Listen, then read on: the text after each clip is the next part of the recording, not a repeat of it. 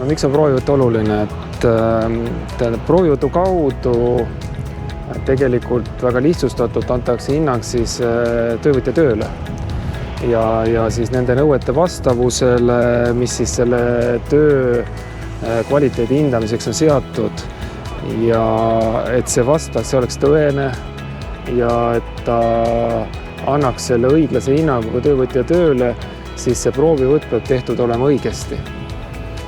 Ja tegelikult on nii, et see koolitus koostöös siis TD Tehnokeskusega on nüüd 4. korda. Ja jah, et minul oli ka võimalus eelmine aasta esimest korda nagu see korraldaja rollis olla.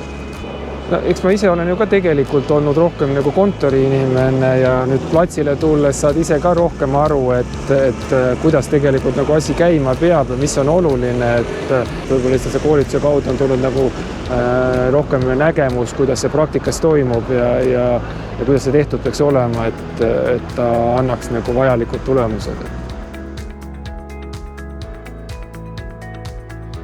Ma loodan, et sellest koolitusest on kasu, eriti just ettevõtjatel ja eks kõigil ole omad lootused ja ootused, et tellija soov on kindlasti, et teede peale jõuaks kvaliteetne materjal, et töö, mis siis lõpuks tellija vastu võtab, oleks kvaliteetne.